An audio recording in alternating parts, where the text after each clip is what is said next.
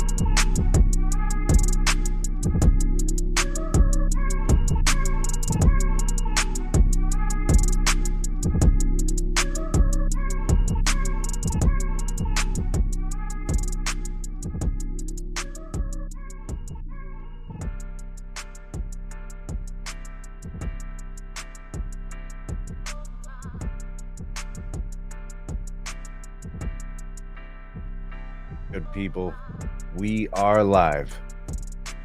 I really hope the mic is working and you guys can see me. I think I got a feed on the video, so we should be solid there.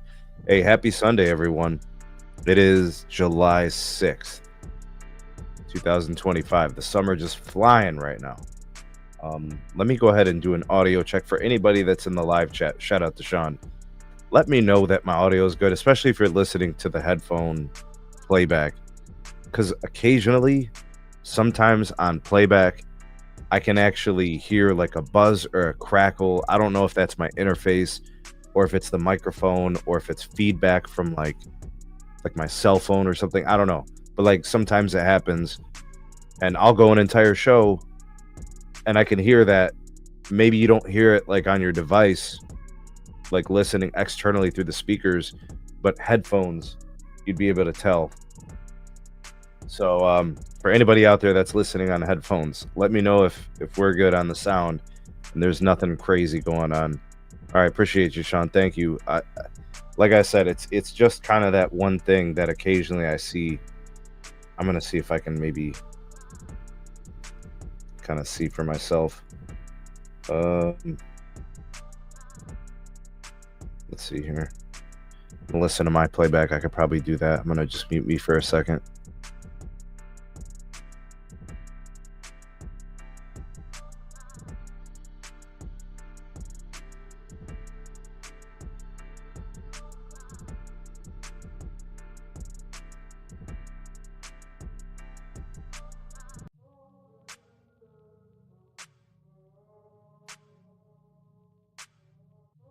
All right, so I do think we're good. Just checked it myself, Sean. Confirmed. Thank you. All right, let's do this. All right, so lots of good energy. I wanted to do a live stream. I wanted to do a pod today, just because I do have a little bit of downtime here in the afternoon. I've been super busy. I've been trying to get to live streams, doing those more. I know you guys like them. Shout out to Spurs and Micah, Sean. I know you guys appreciate the streams, and you're here, right? Whenever I do those streams, you guys come through. Razor, shout out to you. I know you guys like the live editions. I know you like the coverage that we do on the league. We're going to be doing some NFL stuff pretty soon, but there's still a lot happening in the NBA that I wanted to discuss. If you're new here, go ahead and hit the subscribe. If it's your first time watching this content, go ahead and turn on the bell notifications. Drop comments on our videos. We love that. We appreciate that. And yeah, we got a lot of stuff that we're going to cover. I want to jump in first on something that I think it's fun. It's interesting and intriguing to look at. It's not the end all be all. Make sure you say that right. The end all be all of who's going to win the championship next year. But it's always fun to look at the odds of who are the favorites. And what this is it's basically who people are putting their money on, right? It's not about like who's guaranteed to win a championship. It's just NBA bettors saying, this is where I want to put my money on who I think is going to win the championship next year. And it moves a little bit, every so often it moves. People start moving their money, something happens, a trade, a free agent signing, an injury, it'll completely change the complexity of these dynamics. All right, so for the 2025 and 2026 NBA season, these are the betting odds for the NBA championship. And there's some other stuff too we're actually going to look at because I think it's really interesting. All right, so for starters, let's take a look at, I don't know, we'll just look at the top 4 or 5 or whatever. Actually, you know what? No, let's do like the top 8 because that'll be like you get the Eastern Conference teams and you get the Western Conference teams. All right. So first of all, I want to give a shout out to the Orlando Magic for finding their way into a noteworthy contender for an NBA championship. The Magic actually are doing some really nice things with their roster, and their player development is on point. Guys that they've drafted, guys that they've developed from day one on the roster. They're hitting on all those things. So the Wagner brothers, Paolo Banchero, and don't forget, you've got other supplemental pieces who have, come along, and now they bring in Desmond Bane, who I think is a good addition, brings value to the roster. He's going to have a prominent role on the team. They paid him good money. They're going to be a good team. All right, so I'm not saying that I got them as my favorite to come out of the East. I'm saying they're going to make some noise in the East, and Vegas odds show that they're noteworthy as a contender, right? So could they make an Eastern Conference Finals? Maybe. Do I have them making the playoffs? Probably. I think it would take a serious injury or two for them to kind of be knocked off of that trajectory. Just looking at like the Celtics and the Pacers and possibly the Bucks, right? Regressing. You just don't know. All right, so I like it. I like the Magic as a contender. All right, Minnesota Timberwolves. Remember, they were one of the last standing teams in the West. And they did experience a little bit of roster change, a little bit. Nickeil Walker-Alexander leaving and free agency hurts them, especially when it comes to depth. He had a great year. It was really, really fun to watch in the playoffs to see him develop. So that's kind of why I find like the odds kind of showing that, right? Otherwise, you would think, okay, if we bring back the same team, maybe add a piece or two, you kind of move up those betting odds, but they didn't. right? So I think that reflects it. Maybe it indicates a regression, but Ant's going to be better. He, as a player, he's going to continue to improve star status. The team has another year together. Do we see, Julius Randle take that next step? Do we see Naz Reid take that next step? People forget he's still a pretty young player. Coaching wise, how do things play out? Do they kind of change anything in the offseason relative to the offense? Dante DiVincenzo and some other players could get more run without Walker Alexander, maybe. They got some nice young players there. So, don't want to sleep on them. All right, Lakers are mentioned here. All right, we'll just go ahead and highlight it here on the screen for you guys. Says here, despite a first-round exit in the 2025 playoffs, the Lakers have strong backing from bettors, especially with LeBron James and Luka on the roster. All right, so let's be clear. The Lakers getting to the playoffs and making a run and possibly getting to a championship opportunity, it's going to be on Luka. Like, that's primary. All right, he's the best player on the team. He's the most capable player on the team. He's the biggest difference maker. He also could be the reason why they're not good, right? Like, if them getting exposed in the playoffs, right? We saw that last season. Conditioning was a problem, being out of shape, not being able to finish strong within games themselves. We saw games where he scored 20 plus points in the first quarter. He fades over the course of the game. And we saw that on multiple occasions. And we saw him kind of get taken into deep waters in the playoffs and him unable to kind of lift his team. LeBron's 40. He'll be 41 in December. So his 23rd NBA season, the oldest he's ever been. You only get older. His abilities, while momentarily can be effective, as the games go on, as the season wears on, there's always the health risk. There's always the team managing his game time and managing his games played and trying to figure out offensively what they do. And, his defense has been lackluster throughout extended parts of the season. Sometimes he plays it and sometimes he doesn't. Sometimes he's getting cooked. Sometimes he looks lost in the sauce. That's what comes with an older player. So there are question marks about the Lakers.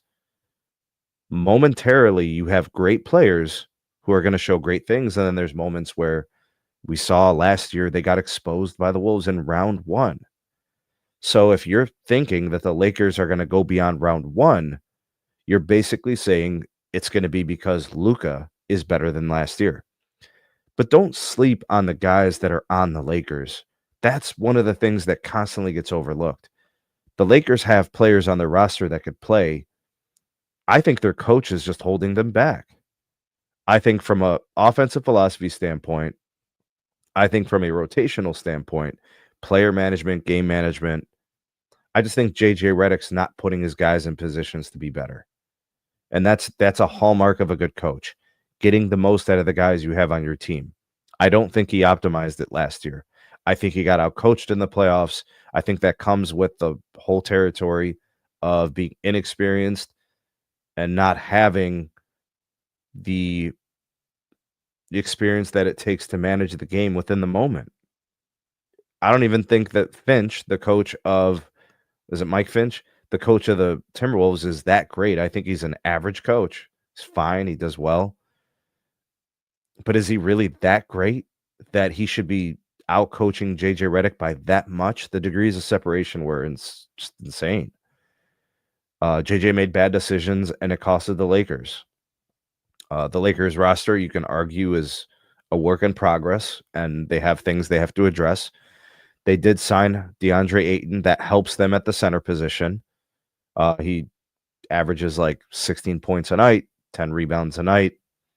He's far removed from being a fantastic player that he had his moments in Phoenix.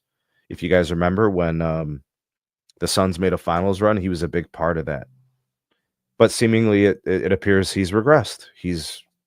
Most people are not as up as they are down as it pertains to DeAndre Ayton. Now, it's low risk. It's not like they needed a center, and they may continue to try to address that. But the Lakers roster has not improved all that much. LeBron is older, and the bettors know this. And Luka's a wild card. How does he look? How does he play next season? I think Austin Reeves is actually a bigger factor than people understand.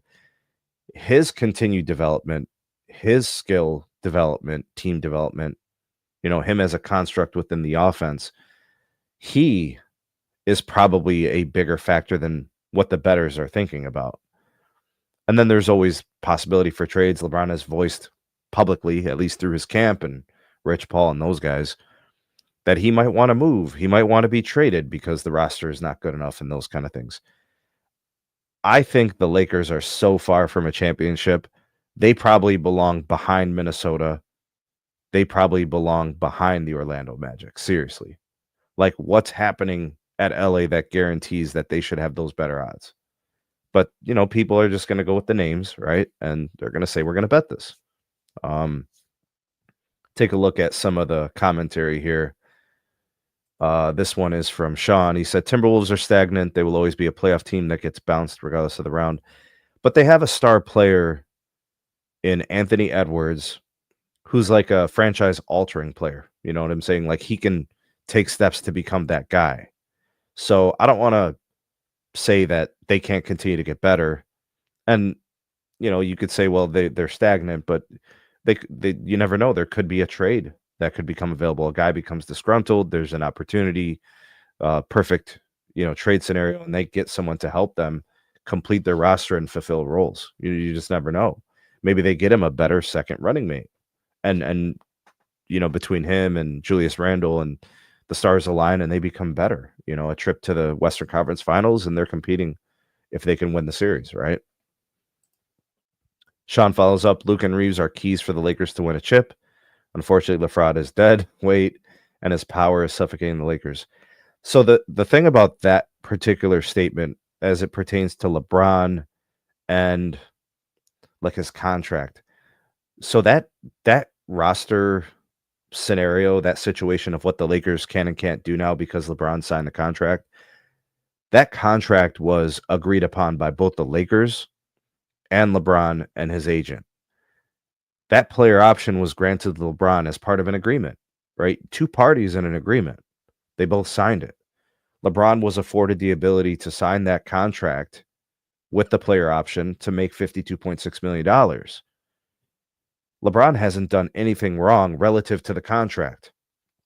What's perceived by some folks is that LeBron has hamstrung the Lakers.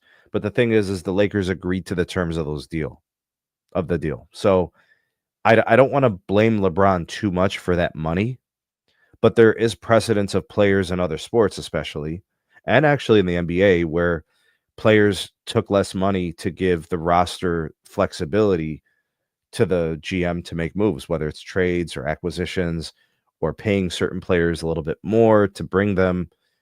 We have seen that in the past, and LeBron doesn't seem willing to do that at this point in time, which is to his detriment because it limits the Lakers' flexibility. LeBron's contract is definitely an albatross. He's never going to play to $52.6 million. He can't produce like that anymore. It's been years, right? So I'm with you in respect to that as being suffocating, if that's kind of what you mean. But again, the Lakers agreed to the terms of that contract. I think it behooves LeBron to take that money if it's important to him. I mean, he's a billionaire athlete. He doesn't need the money, but I think he's trying to make a statement that I can have my cake and eat it too. So I think it's kind of like a power play in that respect. Hey, shout out to Spurzan. Good to have you. JJ Redstiff. I had never heard that one. Should be fired and replaced. So if I'm evaluating his first season as a coach, I think he did a poor job, at least on the exit, right? You look at the first round of the playoffs. He did a bad job in the playoffs. That's part of the reason why I don't have the Lakers getting to the finals. I don't believe that he can get them there. I don't really see him developing players all that much. I don't see his creativity parlaying itself into defense or offense. Maybe that improves over time, but that's speculative. But so far, I think, at least based on last year, I don't think he did a great job. I think there were stretches where he did a good job. I'll give him credit for what the Lakers were able to do in the second half of the season, in the regular season, trying to integrate Luka, trying to figure out their philosophy, figure out ways to get points. I think the Lakers defense was really good for a couple months. So I have to give him some credit. I don't know if the assistants are more responsible for the X's and O's or if he is. I know that generally NBA head coaches manage in-game decisions and they typically manage personalities. And, they are the overarching figure for all the players on the roster. The thing about the Lakers is they have the albatross that is LeBron.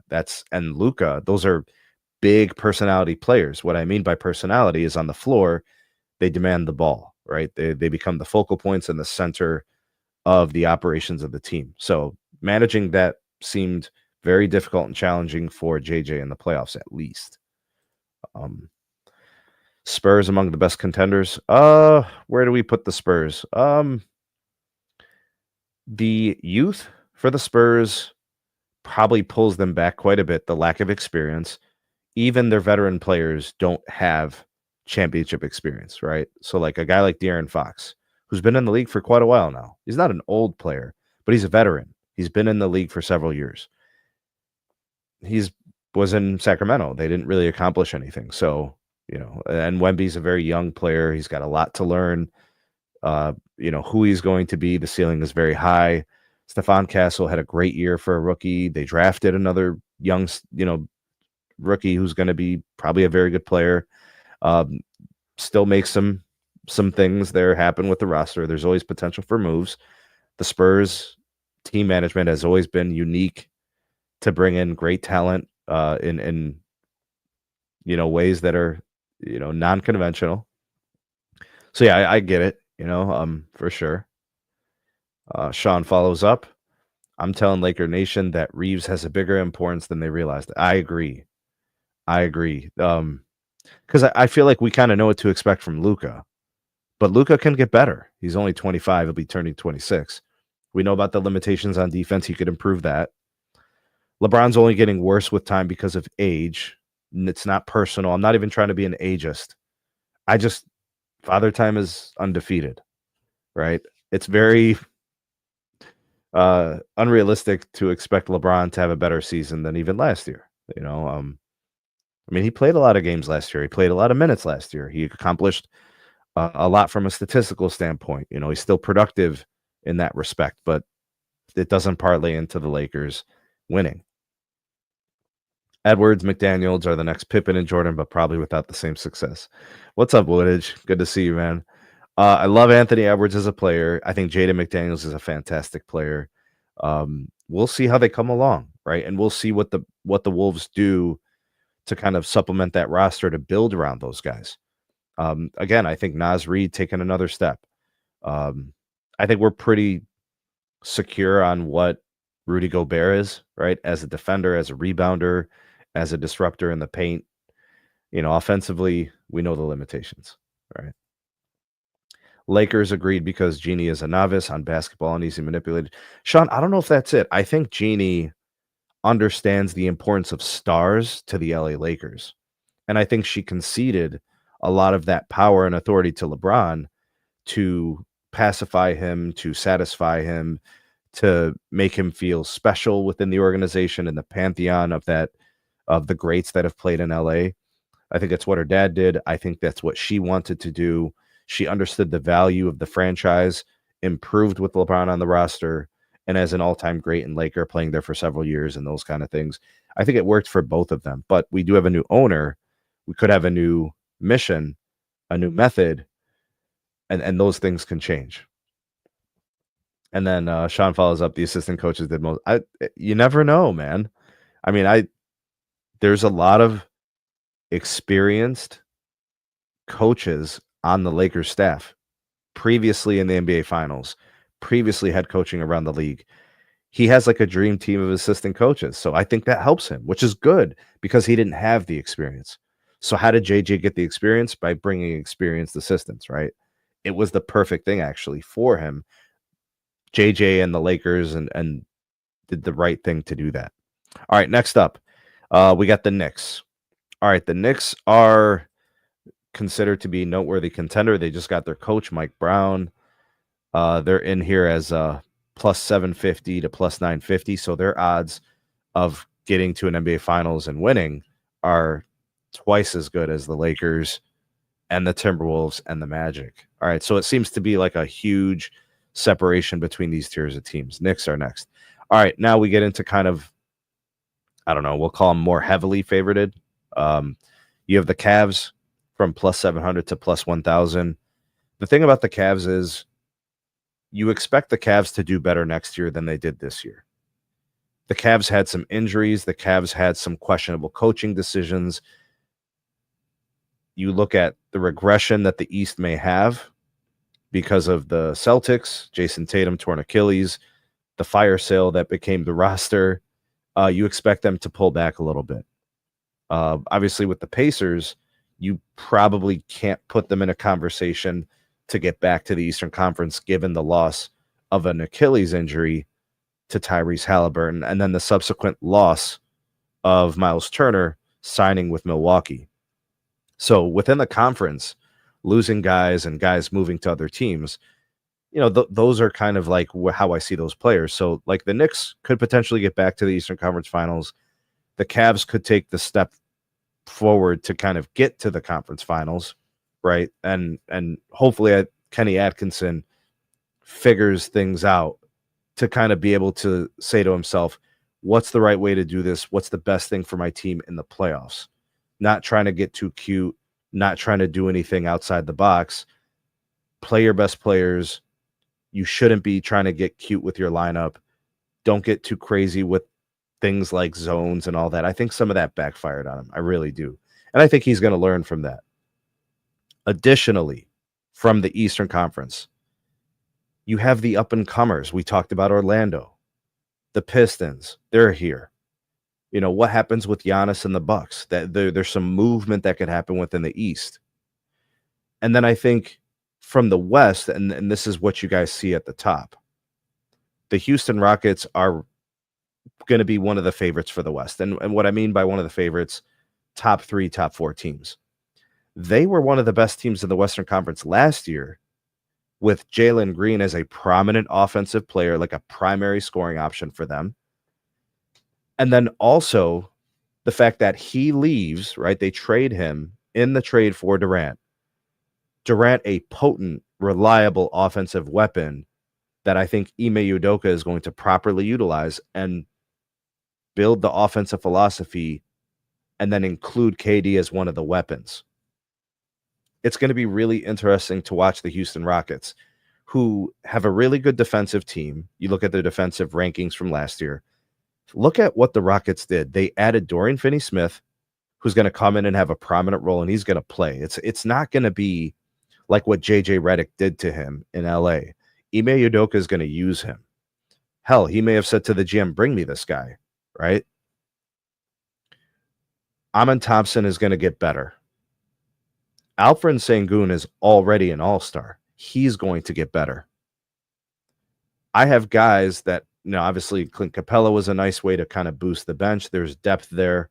Fred VanVleet, they re-upped with him. Jabari Smith, they re-signed him. I think they gave him an extension. The core and the future of the Rockets is set. They have everything they need to be successful. For them, it's going to be about taking another step, right? They lost to the Warriors in the first round, bad matchup, whatever the excuse may be. The expectation this year is going to be different.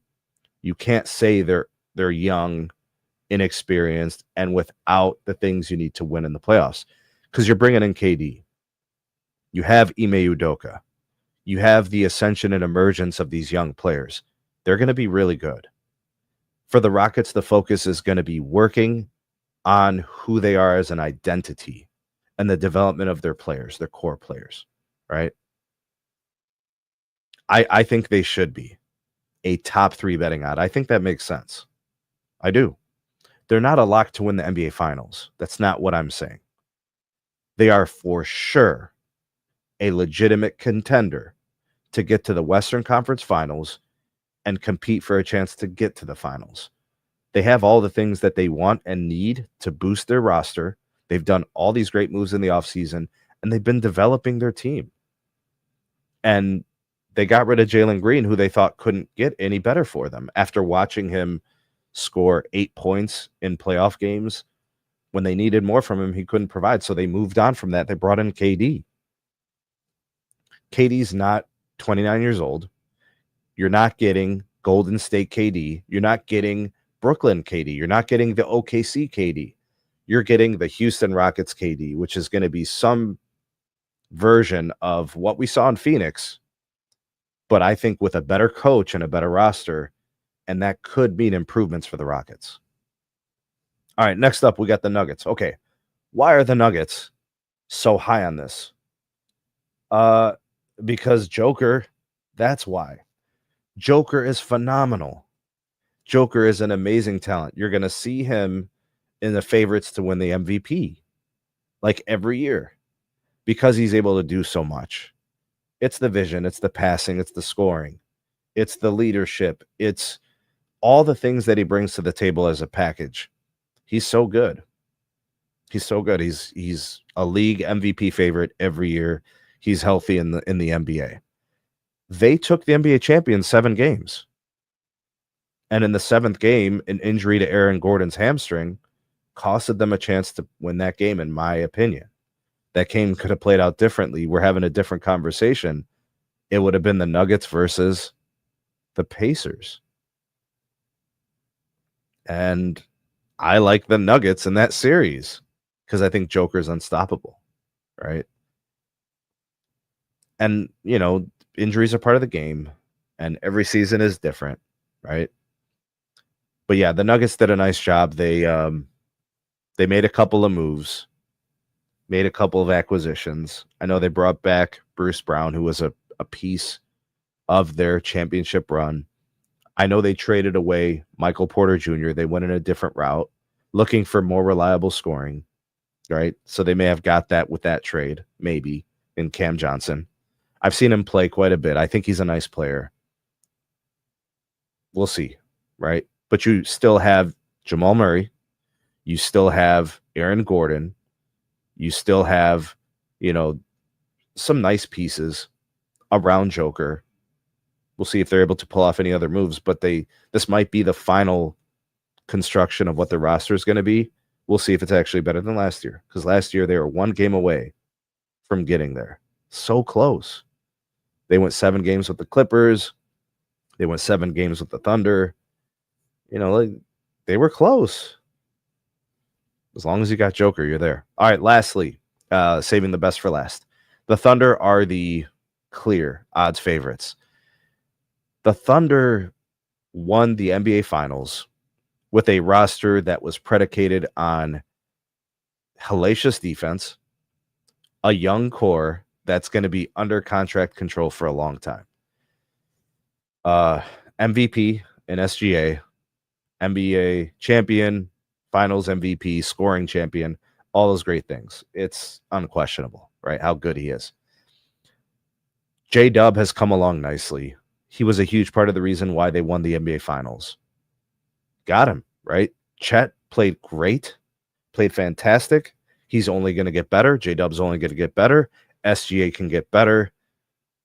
Guys are going to play better. Lou Dort can get better. Alex Caruso, he's still on the team. He's one of the older players at like 32. 2-time champion. They got a bunch of guys, young guys that they're developing, and like Cason Wallace and some of these other pieces. I think they drafted another kid that a lot of people are really high on. Mike Daigneault, the coach, he's fantastic. Pushing all the right buttons. Winning game 7s, multiple game 7s in their finals run, right? Their championship season. The Thunder are set. They got assets. They got roster flexibility, contract flexibility. They're the team that every team wants to be. It's the Thunder, right? So to me, all this stuff makes sense. Sean commenting on the Lakers, I think here. She was persuaded by Magic, sees the LaFraud hype like a naive fan. Financially, she made money from a fan and cultural perspective. She has destroyed that bridge and fans lost respect. I know that there's a lot of Laker fans who are not really happy with the way things are going. So I can understand that. I totally get your position. Yeah, appreciate it. Thanks, Sean. Appreciate you letting people know. Go ahead and hit the like. Very, very much appreciated. Houston Rockets ruined their team by getting KD. I don't know if that's true. I think it remains to be seen. I know that KD is not the player he used to be, and he's far removed from championship KD in Golden State. Nor is Houston Golden State from that era, right? They were like the perfect team or whatever. So I get your reservations, but just hang tight. Let's see how it plays out. Let's give Ime Udoka an opportunity to develop those players and build a system that works. And let's see what they become by the end of the year. Let's watch the hoops, and then we'll draw our conclusions. You know? Yeah, I agree, Spurzan. Absolutely. Don't judge a book by its cover. You got to wait and see. All right, let's follow up with a couple of quick things here, just because I think you guys will like this. Most improved player odds. Looking here, they got Jonathan Kuminga as the most improved player by odds. Then you have Evan Mobley. Then you have Wemby. Then you have J-Dub, Scotty Barnes, Josh Giddey. They're all kind of in there. These guys have really taken some steps to become really good players. Kuminga's mostly like an offensive kind of, I don't want to say he's a one-dimensional player, but it's mostly an offensive thing. I don't know I've watched him play. I don't remember him being an awful defender. Maybe he's not great. I don't know. Nothing sticks out of my mind like, oh, that was an atrocious defensive play. But he's clearly, kind of skewed towards offense. Maybe he takes another step. Maybe the Golden State Warriors decide to let him play. I don't know, man. I know the coaching decisions about his playing time and how he gets his opportunities, and potentially there's some conspiracy about, management not wanting him to play because, they want to lock him up long term for less money. Maybe that stuff is true, but it's undeniable he's very talented. Evan Mobley as NBA most improved player. I mean, I think Mobley's here. He's ready for his next step. I don't know if he can win the most improved, but I think defensively he's fantastic. I think offensively he continues to make those progressions. He worked in a little bit of three-point shooting last year. His ball handling has improved. His ability to run the court with and without the ball has improved. There's a lot of upside there for Mobley. I had a conversation with some folks on live stream talking about their, what they thought was the ceiling of Evan Mobley. We, mentioned Chris Bosh and Kevin Garnett. He can be that type of player, that type of impact. Does he end up better than Bosh? Does he end up better than Garnett? I don't know. I just see some of the qualities. Like you look at the statistical averages and the ability to impact the game. That's what those guys did. So I think that's kind of like where his ceiling is. J-Dub maybe has earned a lot of respect from people because of his playoff performances. So I get it. Scotty Barnes, not a lot of people watch because he's in Toronto. Josh Giddey really had a great end of the year last year, so I get it. I think the sleeper here is Paolo Banchero. Man, that kid in Orlando is really good. He's really young. He's off an injury. He's fantastic. Cade Cunningham as well. Like really, really good. But these guys are already good. Like how much better can you get? Someone who's playing like really meh, and then all of a sudden starts playing good is more likely to win most improved player than somebody who's already playing really good and then they start playing a little better. So that's one of the things I kind of wanted to mention about this particular betting odds. Let's see what else here. Which one was this one? I think this one was here it is, the MVP odds. All right, let's do this one. All right, so this is the 2025-26 NBA season MVP odds. They got Joker at number 1. He's the favorite at plus 200. SGA's at plus 250. So it's basically those two. It's like a two-horse race. So this would be SGA defending his MVP and Nikola Jokic trying to get his, would it be 4th in 6 years? Because I think he's won it 3 times. The one was disrupted, or the first trio, I think it would have been 3 in a row, but Embiid won one of those years. So, Joker, it would just be like an indication of his dominance as a player, and he could definitely do it. SGA off of his MVP season, that would be a defense, right? He would win 2 in a row, and that's possible. He could do that. God willing, these guys stay healthy. Giannis is in there as a plus 700. Giannis is always doing a lot for his team, so that makes sense. Then you have Luka at plus 800. If Luka comes in like really serious about his career really serious about his legacy, really serious about winning a championship, playing his best to his potential, he can win the MVP, especially if the Lakers finish like first, second, third in the West, and he averages like 35 a game and, 8, 9 assists a game, and he improves defensively, hitting game-winning shots, doing all the things to help his team get wins. It's going to be undeniable. Like, we've seen seasons where Luka was like tops in MVP votes. He was like a finalist. This guy went to the finals a couple years ago. So he's capable of doing some amazing stuff. How close is Anthony Edwards to an MVP? I think he's kind of far. Um, I don't know about his particular odds plus 1,000, but I think him and Wemby are like kind of far away from guys like Joker and SGA. I think Luka's a little bit closer to those guys. Obviously, Giannis is a little bit closer to those guys. There's no Tatum, right? He's going to be injured, right? I think I mean, there was a time where I think Donovan Mitchell had some considerations as a top 5 MVP getter. I think that ship has sailed the way the Cavs need to play in order to win. So, that's kind of what you see here. All right, so those are those odds. All right, let me see if there's anything else here. I was just looking at some of the older stuff. All right, that's pretty much it. Let me take a look at some of your comments here. This one from Sean, he said, I will be patient because Ime is a very good coach. Agreed. Be patient. I think Ime can make some magic happen. Absolutely.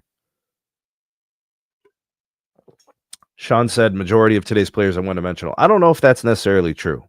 I think most modern NBA players can do more than one thing. I think what happens is because we have access to so much film, to so much footage, there's so many people discussing NBA players and topics. We just highlight the deficiencies of players more, right? It's hard to play defense in today's NBA. They're always calling fouls and everything in the regular season.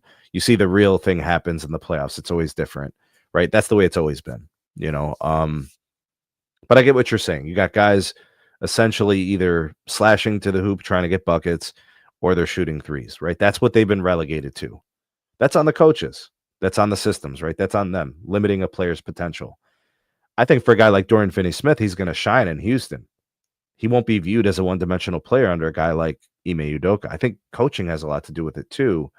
And I think sometimes the impatience of teams to just move on from players, not letting them kind of blossom and flourish and reach their potential within a certain destination, right? Within certain teams. Paolo is dope. I'm telling you, Sean, Paolo is fantastic. Offensively, he's really got what it takes to be a prolific scorer. He's got a nice touch. He's got a reliable jumper. He's physically imposing with the ball, right? Getting to the rim and attacking. He's got an edge. I like that. He's tough. He's tough-minded. I like his demeanor. I like his mindset. I think he has what it takes to take that next step. They got some good things happening in Orlando, and it's mostly predicated around his ascension as a star. Sean says Anthony ruined the game by shooting too many threes. All right, when it comes to his game, I don't like the fact that he settles for a lot of threes. I think he should try to remain diverse in his game. The mid-range, attacking the rim. I think there needs to be balance. When he starts just falling back on the three-point shooting because he was shooting so well last year, it kind of lowers the stress on the defense because the defense is thinking, I'll just try to play good defense. I'll try to move my feet. If he's going to settle for the three, I'll make sure I challenge it. I'll put my hand up and I'll live with the results. And we've seen teams go ice cold from three, players go ice cold from three, and then you've got this long extended drought of no points. And that's what I think kind of happened with Anthony Edwards at some point in the season. Spurzan says, until Wemby wins more accolades, not much to say about him getting an MVP. I mean, it has to do with the development of him as a player, right? And what they put around Wemby actually matters too. because he's obviously going to be a defensive force.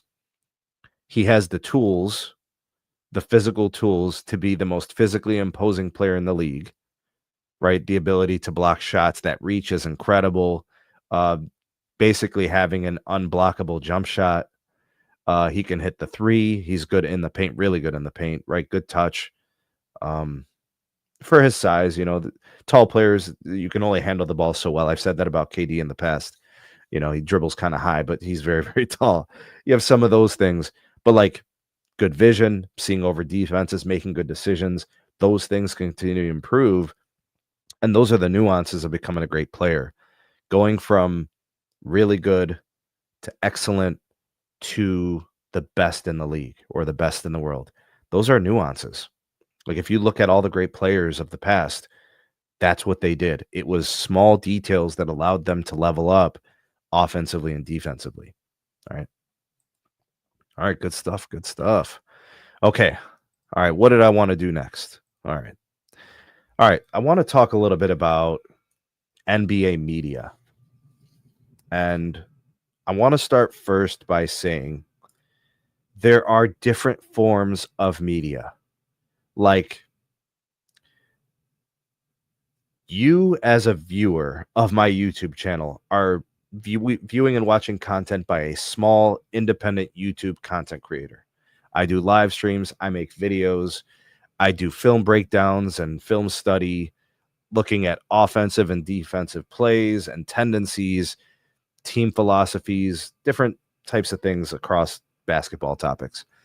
One of the things that had become prominent within mainstream media, TV media, podcast media, and then independent small creator media, they all have different agendas. They're all trying to accomplish something different. So whether you're watching TV, which has its own culture, so Fox Sports, ESPN, Bleacher Report, Sports Illustrated, all the different things, right? Then you have the podcast media. So these are people that run audio, podcasts, and sometimes they do video stuff too. You got players with podcasts now, right? And then you have the independent small creators like myself and others. Some of the guys I watch, Ticket TV, Too Raw for TV. Sometimes I watch some other alternative stuff with some different perspectives. I like to hear the other side of the story. Shout out to the Format Podcast, who has a really nice platform. Sometimes I watch FYF. Sometimes I watch Player's Choice. I try to consume and take in a lot of different angles and perspectives, because sometimes I don't think about certain things the same way others do, but I want to understand how they think. Mainstream media keeps you away from those alternative ideas. It keeps you away from diverse thinking and perspectives. And it doesn't necessarily reflect the thought process of the common NBA fan or the casual fan or even the diehard NBA fan or diehard NBA fans of certain teams. It's not reflective. With the independent creators, you get some of that. The podcast stuff, it kind of blends the two worlds. Sometimes you see like these guys on the screen, like Bill Simmons was mainstream media for a long time, and then he started doing a podcast. He's still mainstream media. His experience are still mainstream. This guy, think about it. Like these guys were writing in newspapers at one point, and then they moved to digital media. They moved to TV, and then they moved to podcasts and stuff. All this is part of that, right? And then within all these different spaces, you have like the reporters, Shams Charania, Adrian Wojnarowski, who work with like the mainstream media and then break stories on social media. They're just trying to report things that have happened. It's not really opinion. It's not really conjecture. They're not trying to control narratives per se, right? Sometimes some narrative spills in, like why a player left, why a player was traded. You might see some of that leak in there, but not typically. Then you have the narrative media. You have like Nick Wright, Gilbert Arenas. These guys are predicated around narratives. And then there's like older narratives that were really pushed towards the favor of Michael Jordan. And so you have like multi camps, multiple camps, where there's like media driven stuff like Shannon Sharp, right? Like, and this is all modern and it's prominent. That's why I gave those examples. But there were times where the MJ narratives were getting shoved down our throats too. Back in the 90s, like they talk about the flu game. They talk about how he was retired. And there's all types of conspiracy theories about why these things happen. Cover-ups. We know the NBA has had cover-ups in the past. That stuff was tried to buried. I mean, where would that be today if it happened? You know what I mean? So you've got reporting, you've got news, you've got narratives, you've got opinion and conjecture. You've got players coming out on podcasts trying to give people insights on how they think, how they feel, how they view the game. And then sometimes I feel like it's just they want a voice. They just want to hear themselves talk, and they just say anything. You have debates, right? You have YouTube channels, small creators who focus on debate formats. You have debates on TV. Sometimes I think it gets a little exhausting and a little tired. Sometimes I think they're forcing it and they don't really mean what they say. They just want to do it for the entertainment. Like we saw a lot of that with Stephen A. Smith and Skip Bayless. And sometimes I think it's disingenuous. Sometimes I think they're faking it. And sometimes it's just about entertainment, right? And they're just like overly exaggerating the whole debate culture. And then you see it in the small YouTube spaces, like guys getting on live streams and just arguing and disrespecting each other over preferences of players and greatness and all of this. Like, it's crazy. Like, all that stuff is happening. Some people view this as, well, this channel lies and this person lies. And sometimes it's not that simple. Sometimes they're wrong about certain things and sometimes they're right about certain things, but it's always those forces in play, right?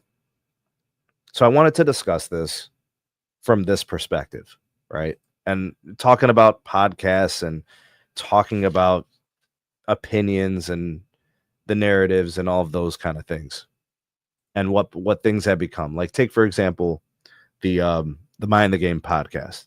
We were supposed to get X's and O's. We were supposed to get game breakdowns, unique insights into, games and moments. And we're not getting too much of it. We're getting just regular podcast stuff. So we ended up kind of getting duped or whatever.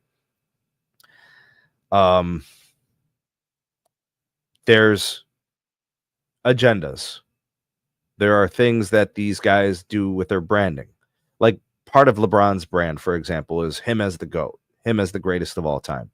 He's trying to brand himself that. That makes him more money. It makes him, well, he's trying to make himself appear to be a certain thing.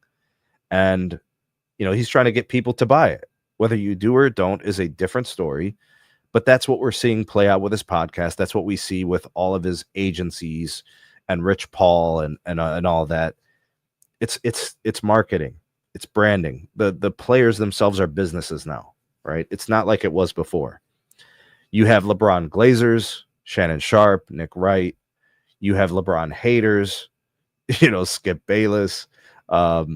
Then you have some people who are trying to be objective. They end up getting themselves caught speaking out of both sides of their mouth because they want to pander. They don't want to be exiled by LeBron and his camp, and they don't want to be exiled by Michael Jordan people, and they try to ride the two sides of the fence, and it's very difficult and hard to do that. So you got LeBron Glazers, you got Michael Jordan Glazers, you got Kobe Glazers, right? It's quiet now, but there was a time where Kareem Abdul-Jabbar was viewed as the best player of all time. That's an old generation. There's not many of those guys around, especially not speaking in media platforms, right? So that's very quiet. Nobody really mentions Kareem that often, but he does deserve considerations. But that's what this has boiled down to. It's about those kind of camps. There's camps of Glazers. There's media like Shaquille O'Neal, like Charles Barkley, who are legacy holdouts. They don't want to talk about how in their era and in this era, there's similarities. Players that are underachieving, players that are distracted, players that are, lazy, but also players that are hardworking. Like, people are people, humans are humans. And they're tough on the guys now because the guys now talk more than ever. So I think a lot of that venom and vitriol goes their way. The more you talk publicly, the more you put yourself out for scrutiny. And the players today don't like that. They want to give their opinions, they want to talk, they want to have a voice. They want to give people access to them, but they want to do it on their terms, which is kind of selfish. You don't get to pick how things are perceived. If you speak something into the atmosphere, if you put something out into the media, people consume it and receive it a certain way. You don't get to control how they see it and how they perceive you. That was your decision to take your statements public. That was your decision to have a podcast. Like Draymond Green rambling on his podcast, that doesn't make people like him more. I don't even know if he cares that people like him. I don't know. Nor does it even matter. I know LeBron seems to care that people like him or don't like him. I know it matters to LeBron and his branding, how he's perceived as the greatest of all time. It's important to him. Some players don't give a shit about that stuff. Clearly, some players do. And that's why I think he made the podcast. And that's why I think, he has a lot of negative sentiment towards the 90s, right? We done with the 90s. He always shits on the old players. The old players always shit on his era. It's back and forth. They're one and the same. If you want objective commentary about players then and now, it needs to say something like, there were players like that then, there were players like that now. I mean, who knows what the great players of yesteryear would have said had they had mics in their face all the time? It probably would have been like this. Probably. Why would it be any different? The risk that these new players have now, this modern NBA and these guys getting in front of these podcasts, is now they're getting the pushback. We know they're trying to change history. We know they're trying to change narratives. Michael Jordan was pushed and created by the league. The Michael Jordan aura. It's not that he wasn't a great player. He wasn't the best player anybody's ever seen. But the narratives existed then for him. Same thing with Larry Bird. Same thing with Magic Johnson. You're selling the league. It's a business. They're doing that now with LeBron. LeBron's doing it now for himself. It's the same. It's just a different year. In fact, I personally believe that the LeBron camp, Clutch Sports, is doing the same thing that the NBA was doing for Michael when he was in the league. They're running the same playbook. They're creating fandom and fanatics. They're telling you how great they are. What's the difference? Focusing on the rings, focusing on the winning. This made me the greatest. Like, it's the same things. But they got people twisted in this. They got them all up in this web, Yes, there's personal agendas.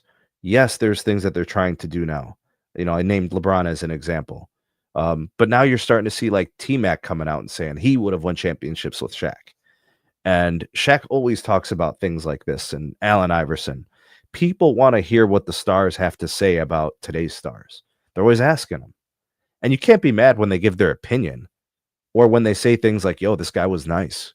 Like when former players talk about Derek Coleman and how amazing he was, or when former players talk about how great certain under-respected guys were, like Mahmoud Abdul-Rauf, who gets no love and no respect. It's like he didn't even exist in the NBA.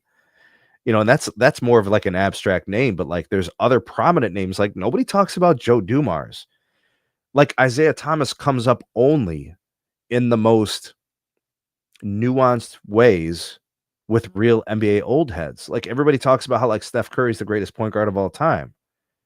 But like there's other guys who are also great. They don't even get a consideration. So there's casuals, there's all these different factors. I brought them up and things like that. There's Laker propaganda. That's in full effect. There's small market haters. Those are stories that are in the media. It's all narrative. None of it is factual evidence, has factual evidence. It's just personal opinion. Oh, you can't win championships in small markets. And then the Spurs happen. And then the Pistons happen. And then the Cavs happen. Right? And yes, the Celtics have won a lot of championships. And the Lakers have won a lot of championships. And the Bulls have 6. And Philadelphia has chips. And New York has a couple of chips or whatever, one chip. I forget what years they won theirs. Yeah, I get it. Miami has a couple of chips. They have like, I think, 3? Right? The Rockets got a couple. Like, it's none of these agendas, none of these personal narratives, unless they have facts with them, are true.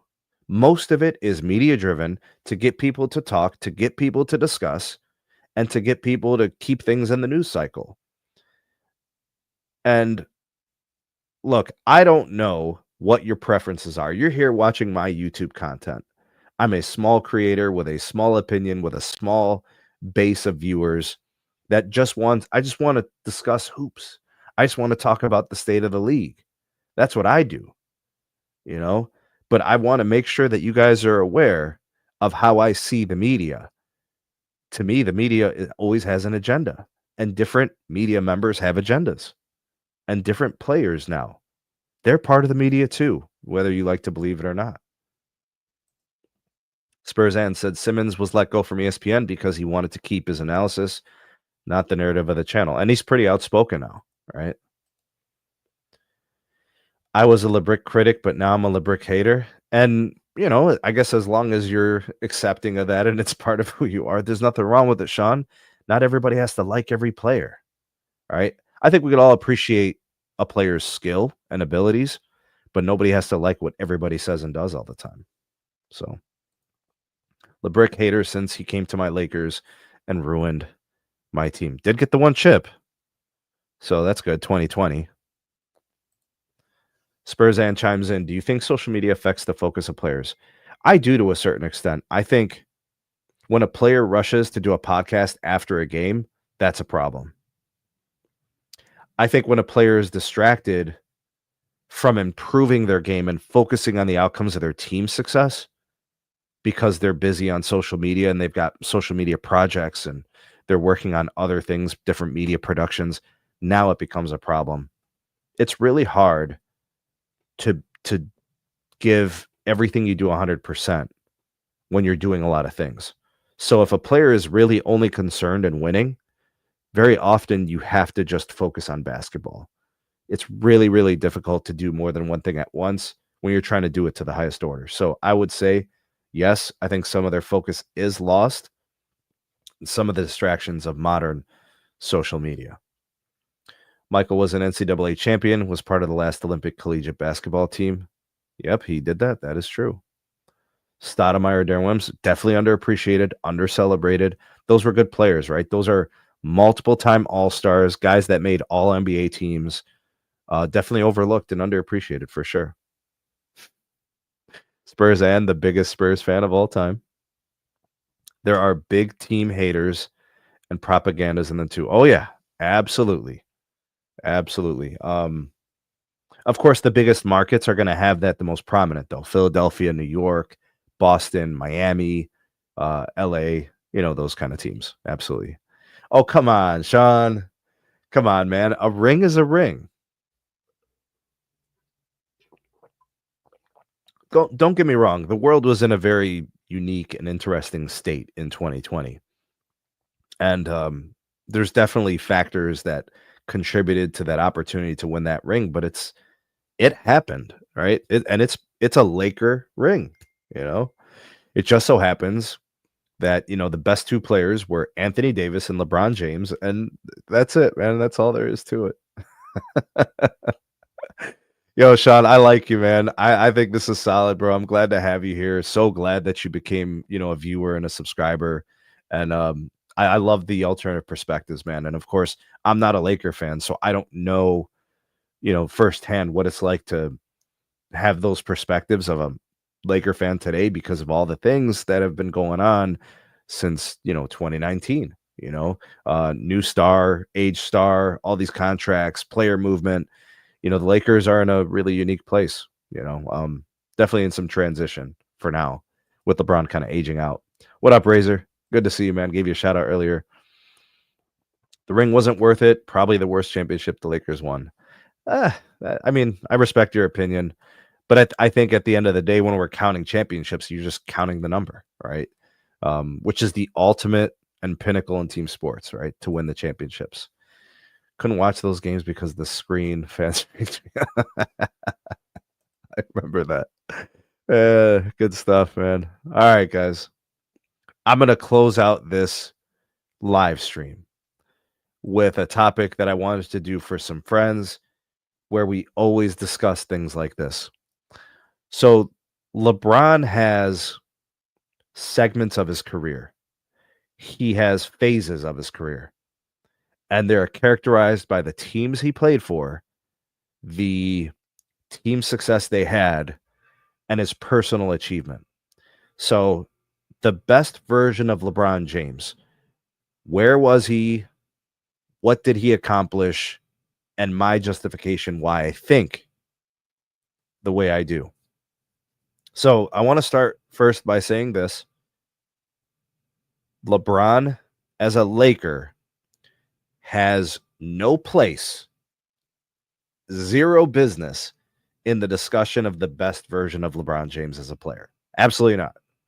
By the time LeBron got to LA, he had already played 16 seasons in the NBA, I think, because he had the 7 years in Cleveland, and then he had the 4 in Miami and the 4 in Cleveland. So basically, it was like year 16 when he got to the Lakers. There's no player ever who's going to have their best seasons in the tail end of the career. That's just not, it's not a thing, right? You slow down over time, your abilities start to kind of be hindered by your physical capabilities. So his Laker years will never be his best years. No way. I mean, there's some Laker fans who don't even really consider him a Laker. They're like just done with the whole LeBron experience, but I'm not going to go there with that. It's a topic for another video. So the best version of LeBron James. Phase 1 in Cleveland included the first 7 years he came into the league. Drafted by the Cleveland Cavaliers in 2003, he played 7 seasons with them. So his rookie deal and then his re-signing, whatever extension, whatever it was.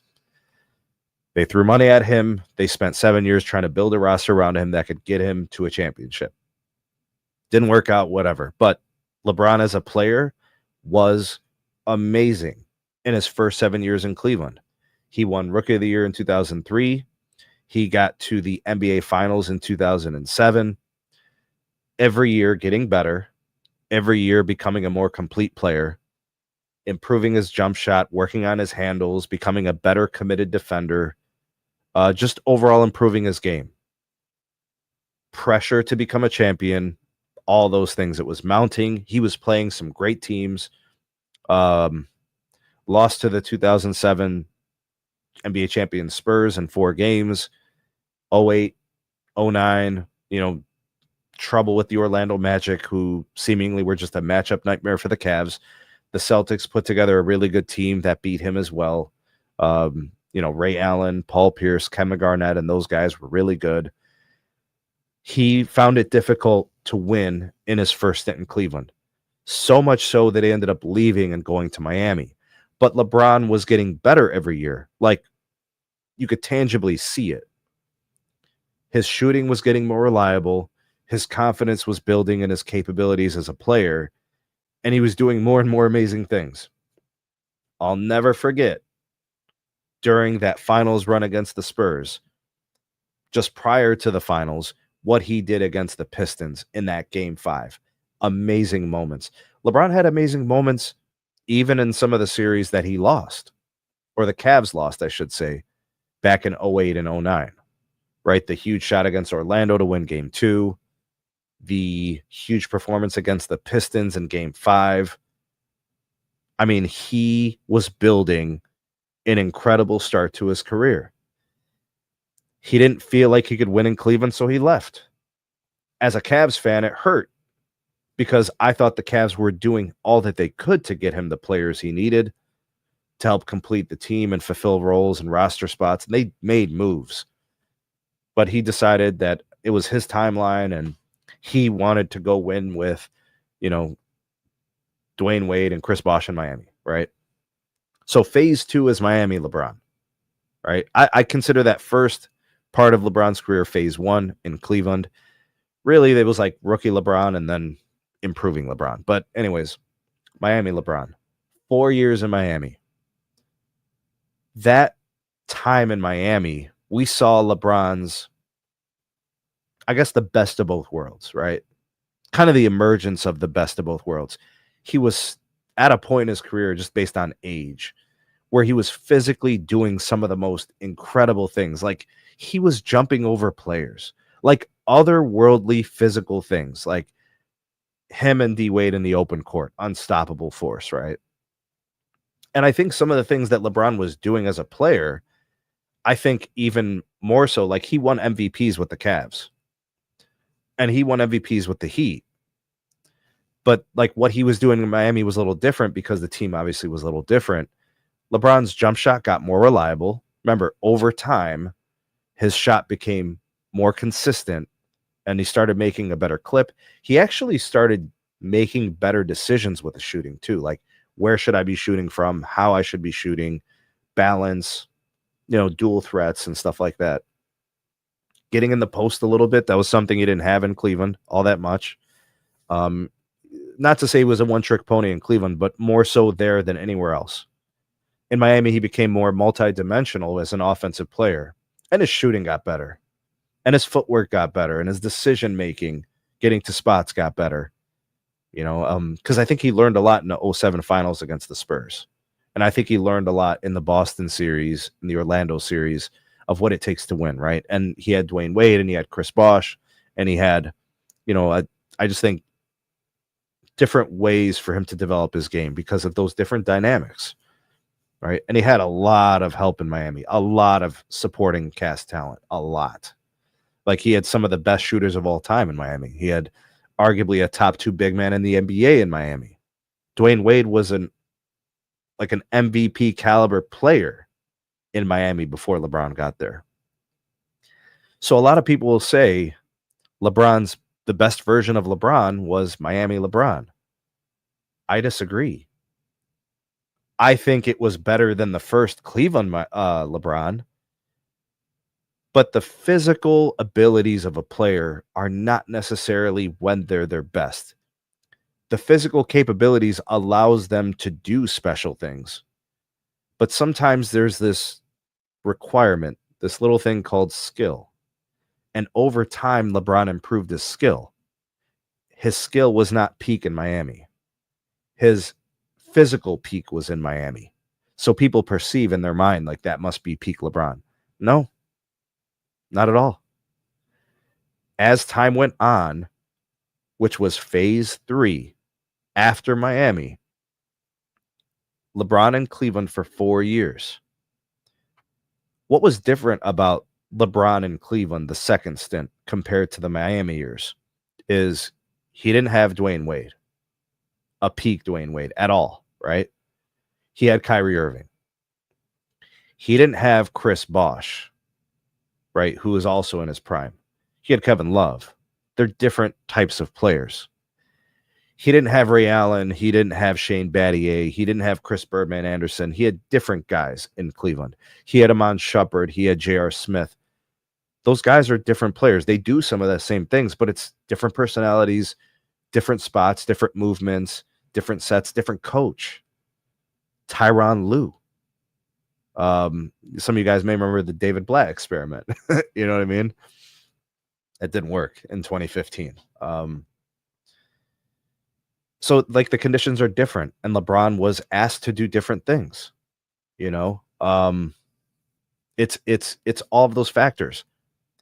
LeBron's defense was still good after Miami. Remember, LeBron's defense in Miami was fantastic. He was an all NBA defender. He had already kind of started approaching like really, really good defense in Cleveland, but like he really committed to defensive prowess. Like he was really defending the forward position really, really well, like small forwards, power forwards. Sometimes you would see LeBron on guards, like shooting guards, and that's very difficult. I always thought LeBron was a little too flat-footed to defend really, really fast players who were really smart with the ball. Like that's a hard thing for a forward to deal with. So anybody who says LeBron defends all 5 positions is irrational, crazy, and just flat out wrong. He defends a few positions really well. As I was saying about the LeBron in Cleveland, the second stint, and how it's different than like the Miami one and the previous Cleveland one. LeBron's defense kind of took a back seat a little bit because he was preserving energy, right? He knew he was the key offensive piece a lot of the times, and you saw him kind of peel back defensive effort sometimes. It got worse over time. Like by the time in LA, like it's crazy. He's very selective about when he plays defense, right? Mostly playoffs, right? And for whatever reason, that's what he's decided to do. That's his decision. But there were moments in the second stint in Cleveland where he was really good defensively, making huge blocks, huge plays. So the defense was there. It was just selective as when he played. And it was still serviceable. It was still good, right? But that version of LeBron in Cleveland, the second stint, was offensively the most complete player LeBron has ever been. He was hitting floaters. He was hitting runners. His three-point percentage was improving.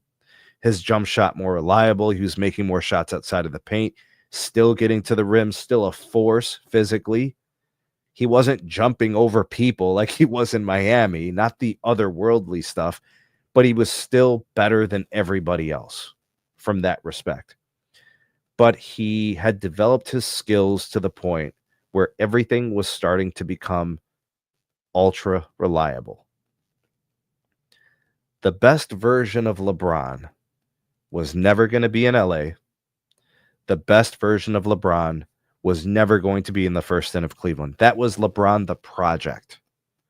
Watching him improve every year. Watching him step up in big time spots. The best version was always going to be the middle of his career, as it is with most greats. It's that perfect blend where they still have some of the physical capabilities, but have mastered their craft to where their handles are very good, their shooting is very reliable, their three-point shot is very reliable, their passing, their vision, their basketball IQ, right? All those things. That was peak LeBron. It was the second stint in Cleveland. If you asked me to pick a season, I don't know. He was amazing in 15. He was amazing in 16. Check the finals. He was amazing in 17. He was incredible in 18. I just pick that era as the best version of LeBron. And it doesn't matter that he wasn't physically the best version of him like he was in Miami. I get it. But there's more to it than just jumping over people. And there's more to it than just jumping through people. I mean, if you could give LeBron truth serum, get him to admit how he got boxed out and iced out of the 07 finals. He learned a lot from that experience from the Spurs. And he learned a lot from the loss in 2011. Those moments made him who he was as a player later. They reshaped his outlook on his own game.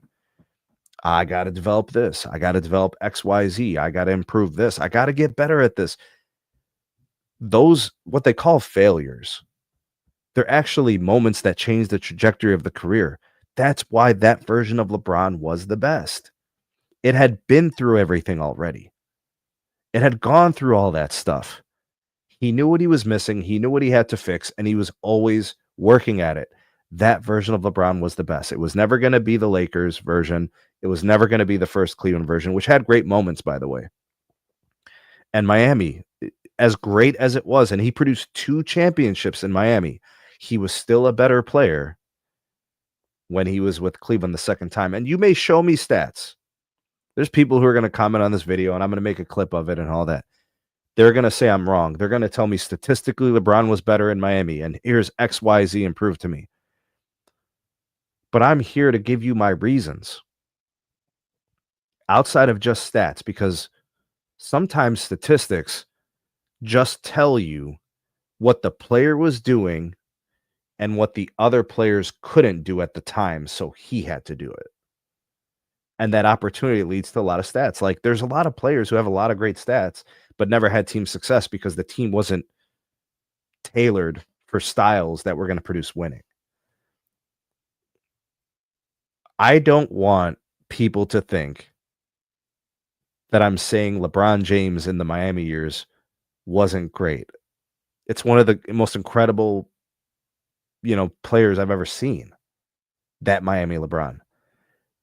But I think that second version of Cleveland took things from the Miami LeBron, took things from the first in Cleveland, and made this much more polished player. And I also think some of the things that are intangible, leadership, personality balance. Not to say that LeBron was perfect in the second set of Cleveland. He did alienate Kevin Love. I remember that was a thing. You're either in or you're out and all this other stuff. I remember some of that stuff. But he was extremely immature in his first stint in Cleveland. Miami LeBron was, I mean, we hear the stories about the meeting between him and Pat Riley, the cookies on the airplane. Like, I can't, I just wanted, like, looking at the hoops, the skills and the performances on the floor. But, like, leadership, interpersonal relationships, it was just better that second stint in Cleveland than it was in Miami, than it was in the first stint in Cleveland. That's my position. I don't know where you guys are at. I don't know. And actually, you know what I want to do? Because I haven't, just for the sake of trying to engage with the folks, with the community and people that watch my videos, I always like to post the link for you guys to either call in, chime in, bring you on the show, obviously. Tell me your thoughts and opinions on anything I discussed today. Best version of LeBron. Maybe you want to dissect and tear down my reasons. Give me your take. Maybe you want to tell me about, the betting odds that we discussed earlier, or any of the other topics today, the NBA media.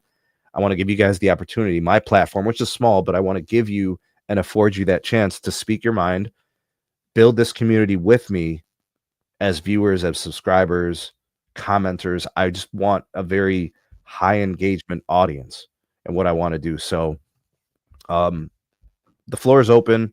Any of the topics that we discussed, I'll take one at a time. And if there's other things you guys want to talk about outside of the content from today, that's fine too. Sean, what up, bro? Hey, what's up, man? How you doing, This is brother? an amazing screen, Thanks, man. bro. You was kind of tripping when it comes to your analysis with the second stint one. It's because come on, man. As a two-way player, and I'm my thing with LeBrick. You know what I mean? I think my hate has been legendary at this point because now, I mean, hey, I might as well embrace it because that's what they call it. Even though I've been saying the truth for over 7 years, but whatever. As a two-way player, LeBron James was absolutely at his best in Miami. And also I'm looking outside of the super team because let's be honest, D Wade was their best one-on-one defender. But as like for off ball, he did play his best when he was in when he was around that time. Off ball, he was decent on ball. I can't believe I'm saying positive things to I that team. respect it, Sean. I really do, And because you I know your right, position, so I respect it, bro. right. The fact that I actually follow you, even though you are, what you are, that proved me I'm not really a LeBron James hater. Well, I mean I'm a critic, but I actually still have some hatred when it comes to putting you on my team. But regardless, whatever. Back to the topic again. He was at the time. If people talk about like 1 to 5, because like let's be honest about context, the center position in the early 2010s was not the same like back in the late 2000s. Like let's be honest here. The stretch force has risen up while the actual big man has gone down. Like big men were like traditional big men were going down the drain. Let's be honest. But regardless though, as far as defense and also the narrative, he was looking like he was playing 1 to 5 around Miami. That's it. That's it, 1 to 5 because of the stretch forest position and people weren't really carrying that much weight. Unlike him, he was like at his peak prime. But as far as skill, for me, I get what you mean about second stint because he was more focused when it comes of his offense at that time. But to me, he could also do the same thing over at Miami LeBron. The problem is that LeBron sacrificed his defense in order for him to get more offense. He allowed his teammates to play the defense while he just concentrated his offense, playmaking, facilitating. That's what he mostly wanted to do. He absolutely hates Miami Heat culture. He does not want to play as long as possible. He knows that eventually he's going to be moving out because he can't stand it over there. Because Pat Riley, well, facility, he runs this thing as a fort. Yeah. You're not gonna do. You're not gonna tell him what to do. You're not gonna be saying what type of demands you got. And this is why I get extremely pissed off with Jean.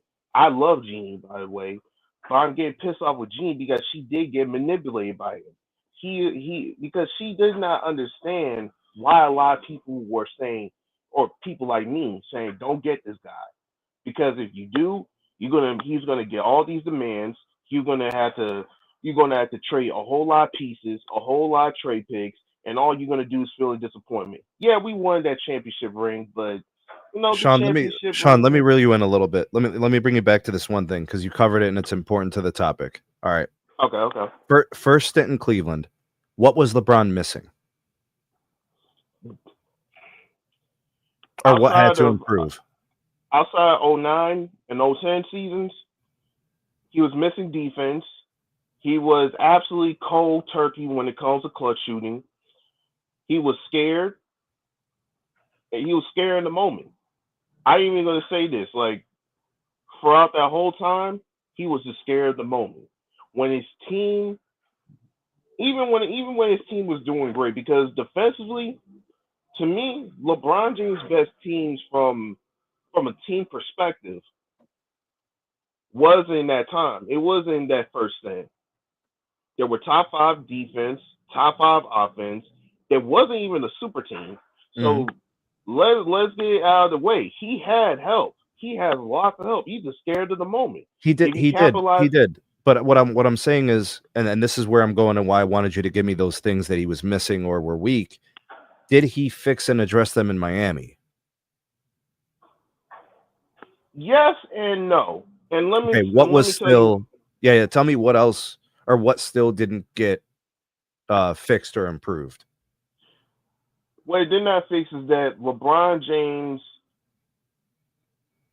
wasn't able to adapt wasn't able to adapt to different coaching plans. He still plays the same exact way even to this day. He does not want to switch up when it comes to plans. Like let's be honest here, the notorious LeBron James system. The dude used that system throughout majority of his career. Outside of Miami, outside me, actually, nah, I'm actually including Miami too because it was a perfect marriage between that system with the super team. What he failed to realize that when it comes of coaches that study that plan, they was able to find holes.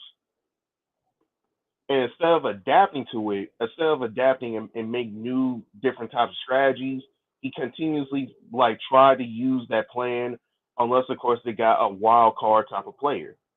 LeBron is doesn't even learn how to take a different direction of being that wild card and do something different in order to trick off the defense like that. If you get what I mean, right? All right, so let me ask you this then, because that's a good point. The Miami Heat job when they got LeBron was to construct a roster around him that was going to allow LeBron to be the best player he could be, and then also have the correct fits of the different players to supplement what LeBron can and can't do, right? Because no player can do everything and no player is without weakness. Do you think that the Heat did a good job of putting the right pieces around LeBron, or do you think that they didn't do enough, or do you think that the lack of LeBron development led to his losses or coming up short in Miami? He did an amazing job. They did everything. They even brought defenders. They got Shan Battier. They got other guys. Even they got Rasheed. I think it was Rasheed Lewis Rashard from the Lewis. Magic. Yep. Yeah, Rashard Rashard. Lewis at the Mhm. time. They did an amazing job. It's just him. It's him. Okay, so 2011, 100% I'm with you. 2012, they win. Yeah, LeBron they win. arrives, right? They win. They beat the Thunder in 5, I think. No, six. 6, okay. And then They follow up with a win against San Antonio, and then they dismantle after the loss in 2014, right? My thing is, you win 2 out of 4 in Miami. I view it as underachievement only because I thought the same as you. I thought Miami gave him a lot. And I They thought gave that, him more than a lot. They I mean, gave him most people everything. aren't afforded that much Hall of Fame talent, supplemental players. Like, they were constantly tweaking the roster, convincing players to take mid-level exceptions and minimums, and they obliged. Like, they gave him a lot, and he won 2. So do you think that's an underachievement? 2 out of 4 in Miami. That was an absolute underachievement. You have D Wade as obviously the another top 5 contender around the time.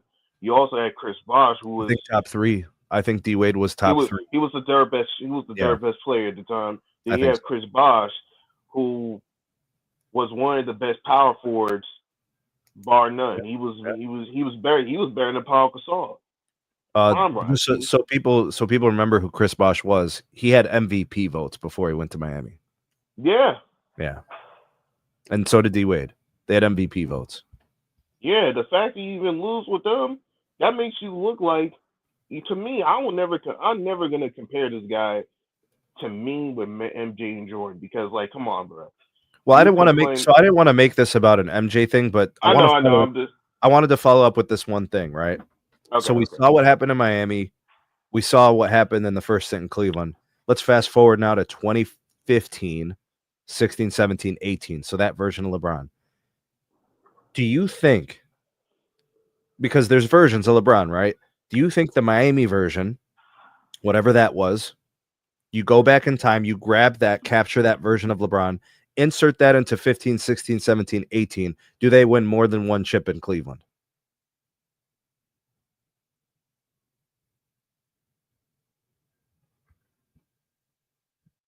I think Sean just muted. All right, we'll see if we can get Sean back in here in a second. The reason why I bring that up, Sean, is Cleveland wins one championship in the second stint in Cleveland. They go to the finals each year, right? Playing the Golden State Warriors, right? So they play the Warriors in 15, they lose. They play the Warriors in 16, they win. They play the Warriors in 17, they lose. All right. And then they play them again in 18 and they lose again. And those were the KD years, right? So if I had Miami LeBron and I could replace him with second stint Cleveland LeBron, do I get different outcomes?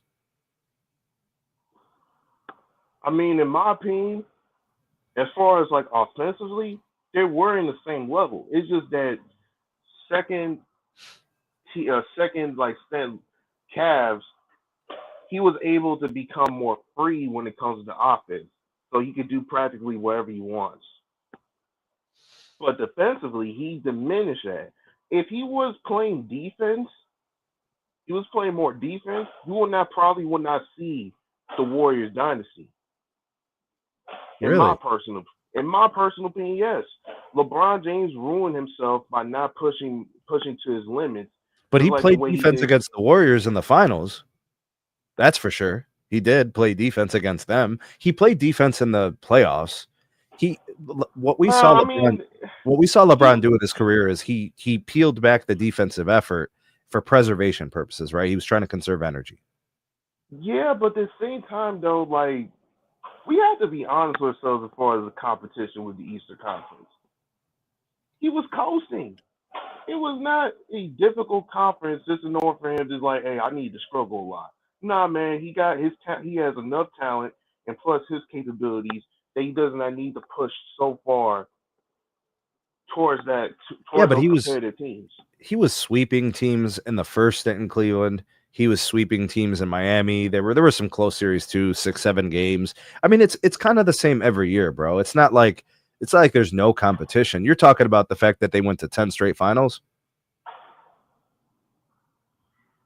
I mean, hey, at the end of the day, this is what I said. His conference is the weakest conference ever in the NBA. All right, so let me wrap it up with this part, right? Okay, so me and you both acknowledge, and I accept your point. LeBron's defense in 2015 to 2018, those 4 seasons with Cleveland, was not as good as it was in Miami. No, it was But not. but I'm gonna tell you what I'm saying in my position is his offense became so reliable. His shooting became much more reliable. It became more consistent. His fader started to fall with efficiency. His three-point shooting, he was hitting more of the open ones, making more of the challenged ones. He was comfortable in the post, right? He had started developing that a little bit in Miami. He was a much more complete and reliable offensive force that second stint in Cleveland than he even was in Miami. Remember, he was still predicated on speed and size in Miami as his primary offense. In Cleveland, there was much more balance. He was a much more balanced offensive player in the second stint in Cleveland. The defense is true, but I have to look at the offensive upgrade that LeBron brought to the table in that second stint in Cleveland, and I think that levels him up as a player. So while some of the defense peels back, his offense, I think, was really, really efficient. I mean, I understand. I mean, it comes to terms with preference, but also have to look at the context of the era. You know what I mean? Of the, because those are two different setups when it comes to the game. Like during the Miami time, they were still concentrating on defense. Sorry about the background. That's okay. No problem, Oh, Sean. you hear it? Yeah, I could hear it a little bit. Yeah. I'm using headphones too, but That's okay. yeah, like back in the like in the early 2010s, they still have some elements back that just like in the 2000s. So they still concentrate on more on defense, and you had to bring a much more all around game. After that, it was just all offense, and also the points per average has gone up considerably. You also see a lot of players don't really just need to do is to be more offensively ferocious in order to beat their opponents instead of just concentrating on defense. And LeBron James and even the Warriors done that formula for a while. For that while where you just have to do is just be the best offensive opponent and you can just get a championship. All right. Have you ever like looked at the ratings for like players on like 2K? Remember those back in the day? I don't know if you still play video games, but you remember the ratings? How they give them like a number out of 100?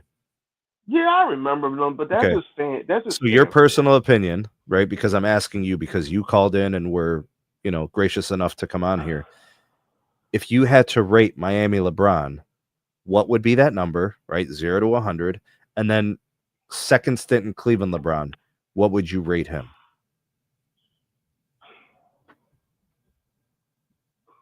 I rank Miami LeBron. I'll say like a 90. You know what? I'm gonna say a 95. Just in order for the argument. While second stint in my eyes, you could say either 85 or 89. In between those numbers. So you got him Yeah. falling off considerably. Yeah. Yeah. Wow. Yeah.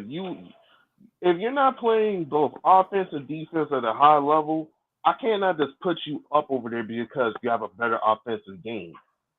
I mean, I can't just do that because if that is the case, I should have just ranked KD as far as a Warrior or KD as far as like as a Brooklyn Net better than him being as a Warrior because offensively he was better as a Brooklyn Net than him being as a Warrior. You think so? Or are you just talking like statistically? I'm talking about based on statistics. Yeah. Okay. And after he shattered his ACL, he was better offensively than he was with the Warriors in that Thunder team. That same Thunder team Well, he you won got to like remember 40. that Warriors team had a very specific offensive flow. I mean, they were running plays for players, right? And KD was more so a supplement than he actually was the primary action. Remember, they would just kind of like give him space and let him operate, and he was impossible to guard, right? Because if he dished, he was going to Clay. If he dished, he was going to Steph. Those guys can knock down anything from 35, right? So he had a very different thing. And in Brooklyn, he was the offense. So he was skillfully way ahead of the whole league in a situation where like his main players were hurt. Remember, Harden was hurt, Kyrie was hurt, not playing or whatever. Remember, it was all that COVID stuff. So he was afforded more scoring opportunities. So that's why you probably say that.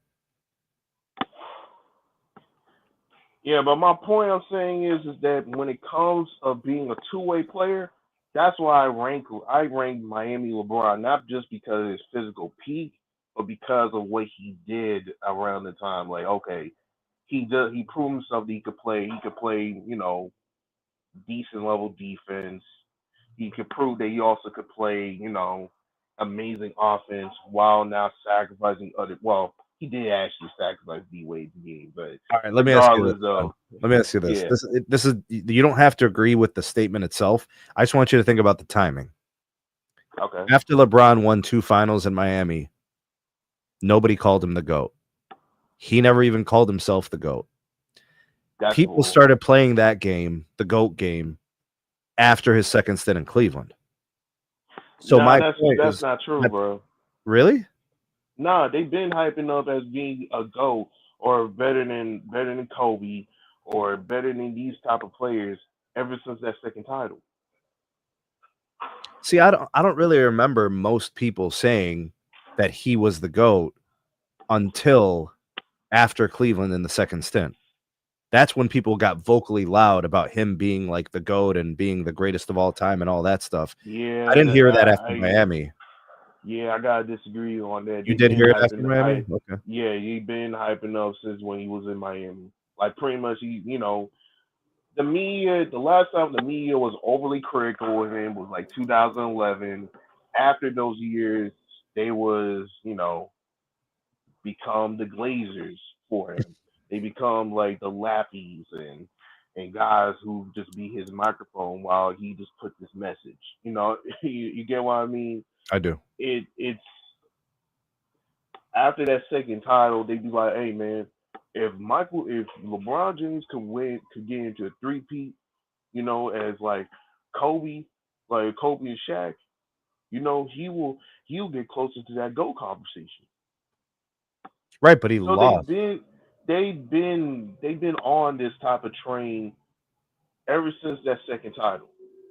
The Spurs ruined that. But some people say that he was better in 2014 than 13, and they produced a championship in 13, but not one in 14. Yeah, but that's on the statistical stance. Yeah, and also he was still playing. He was still a part of that. The all defensive team. Shoot, Yeah, sorry, he was. outside is That's okay. He was all NBA defense. He was all NBA. He was MVP. I mean, he was the most capable player in the league. You know, and I think what he had going on in Miami was he saw a fading roster. He saw that he was in his best years, and he just needed something else in order to, whatever his career goals were, maximize his earning, maximize his winning. Championship runs are a priority, and he made that decision to leave. It wasn't because he could have kept going to the finals in Miami. I don't think that was going to be the trouble. I think it was going to be that just the winning was going to be more challenging. and that's why I always criticize him no matter what because he did not move over there because he actually missed the Cavaliers. He No, moved no, over there I because think of I Nets. think the championship in Cleveland added a lot of value to his career achievements. I don't think it had anything to do with him liking Cleveland. In fact, I don't think he likes Cleveland at all. In fact, every chance he gets, he speaks about Akron. He doesn't talk about Cleveland. Akron, Cleveland. At the end of the day, he never liked Ohio anyway. So yeah, I yeah I'm just saying that hey, even though I don't like this guy, his best years were at Miami as a two-way player. He was at his best. Second stint, he had more freedom. The Lakers, he had more freedom. He just chose to you know to only concentrate on the offense and sacrifice other things in order to get the things that he wants. So here's But here's what I'm gonna do because I appreciate you giving me your ratings. Not a lot of people might want to play that game, but I appreciate you for doing that. You rated LeBron in Miami a 95, yeah, what 95. like and then an 87 in the second stint in Cleveland, right? Yeah, All right, I'm gonna go a little higher. I'm gonna rate LeBron in Miami a 97. Oh, that's I think he was an amazing player in Miami, and I think I'm going to give him a 98 in his second stint in Cleveland. What do you think, Sean? hey man. Hey man. It's Am all I glazing? narrative. Is it too much? That's a bit. That's too much, man. By You the way, know that's LeBron's one of my favorite players of all time. I'm really, really critical of some of the things he says publicly, but I love the game. Like watching him play hoops was like some of my favorite memories of the NBA. Like I was a kid watching MJ, obviously, and Larry Bird and Magic. I got to see the tail end of their careers. Saw the Pistons, right? I saw both versions of the Pistons, Lakers, Shaq and Kobe. Charles Barkley MVP, Hakeem Olajuwon's repeat. I've seen so many great things, including the Spurs runs, the Lakers runs. LeBron is one of those things in NBA history that's part of that pantheon of great moments. It's the extracurricular stuff that really ruffles people the wrong way. And it's unfortunate, but it's true. He is polarizing because of the things he says and does. I think some of it is in spite to the older generation. I think he really resents like Shaquille O'Neal and Charles Barkley for being critical of this era. So he's basically doing the same thing back to them by downplaying the 90s and other previous eras. But if you can just appreciate the game and what he was able to accomplish, it's more fun that way, but it's hard because I think some fanatics make it exhausting. And some of the media makes it exhausting, which is why I threw that in today's show. I don't know if you caught that part. Did you see the thing about the media? Yeah, I mean, NBA media is absolutely disgusting and garbage, especially the mainstream one. But also, you're gonna say some of the independent ones and even the podcasters are just as bad too, in my personal opinion.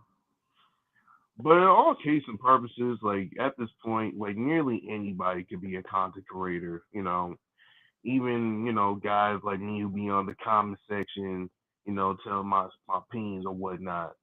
I'm somewhat of a content creator, so you know, it is what it is. Man, I appreciate you calling in, Sean. Thank you, man. I'm gonna go ahead and let you go here, but I want you to call in at any time that you catch a live show, man. I really do appreciate you, bro. Thank you.